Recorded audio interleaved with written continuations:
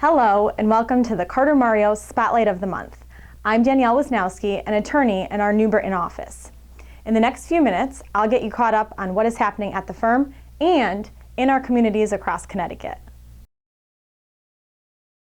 The Carter Cares Charity of the Month for June is the Cystic Fibrosis Foundation. The primary goal of the Connecticut chapter of the Cystic Fibrosis Foundation is to bring awareness to the disease and encourage people to support their mission of developing new treatments and advancing the search for a cure. To help support their cause as our Charity of the Month, for every like we receive on our Facebook page, we donated $1 to the Cystic Fibrosis Foundation.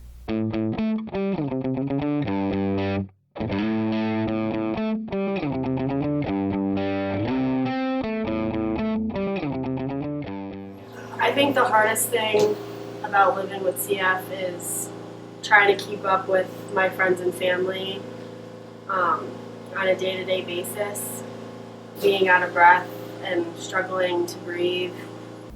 The Cystic Fibrosis Foundation was founded in 1955, and it was started by a small group of concerned parents. Back then, there was no specialized treatment or care for people with cystic fibrosis, so there wasn't any of the hope that there is today. Well, nowadays there is high quality specialized care for people with cystic fibrosis, so right from the start, right from birth, they can get immediately diagnosed. We still are working hard toward the cure, but that has helped because people don't have to wonder for years what's wrong with their child. Hello, my name is Lois Pisani, and I'm a litigation case manager at Carter Mario. Our Carter Cares program allows our staff to choose organizations to support that mean something to us. Jenna is a very dear friend of mine, and it means a lot to me personally that our office can support her through the Cystic Fibrosis Foundation. This foundation provides emotional support and awareness to people suffering from this disease. They help get awareness out to people, especially through the Great Strides Walk every year. I was able to get a lot of my friends and family involved. And of course, you guys at Carter Mario, about 20 of you came out and supported. So it's definitely great for awareness. Our Great Strides Walk is our largest event that the Cystic Fibrosis Foundation puts on nationally. In Connecticut alone, we're projected to raise about $850,000, which is really remarkable. Ultimately, our mission is, we're fighting for a cure for cystic fibrosis for all people, but in the meantime, it's also very necessary that we help people get the treatments and the medications that they need to stay healthy until we do find the cure. Let's give a special shout out to our Waterbury staff who participated in the American Cancer Society's Relay for Life Walk at Crosby High School in Waterbury. On a legal note, clients are often concerned if their case goes to trial. Claire Hannon will explain the third step of a trial, the presentation of evidence and the testimony of witnesses.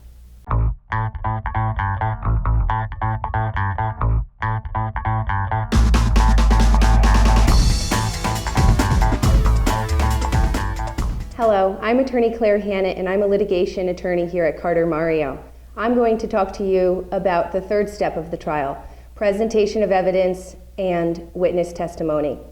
The plaintiff's attorney gets to call the witness first. Then they ask the witness questions through direct examination. Then defendant's counsel has an opportunity to ask the same witness questions on cross-examination. Afterwards, plaintiff's counsel gets to ask the witness questions again on redirect. Physical evidence is then entered, either documents or photographs, including medical records.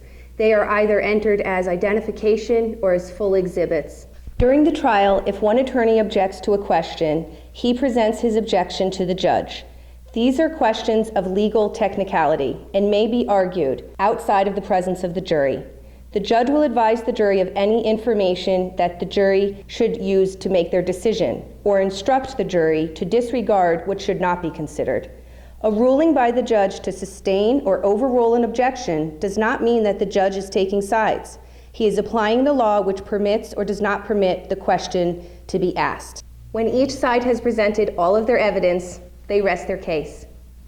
Carter was busy this month promoting a cause that our firm is very passionate about: distracted driving. Carter was a guest speaker with Ryan Christopher on WTNH's Connecticut Style. They discussed the concern that distracted driving is becoming more accepted in society and what needs to be done to stop it. Also this month, Carter met with North Haven's First Selectman Michael Frieda on NHTV. Again, distracted driving was the main topic, and Carter shared some alarming statistics.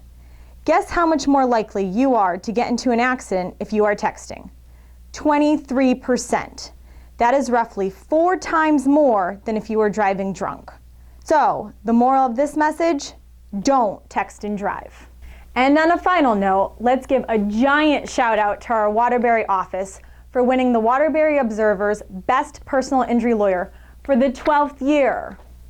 We want to thank all of our Waterbury clients for supporting and voting for us. It is our honor to serve you. That's it for this edition of the Carter Mario Spotlight for the month of June. Thanks for joining us, stay safe, and enjoy this beautiful weather.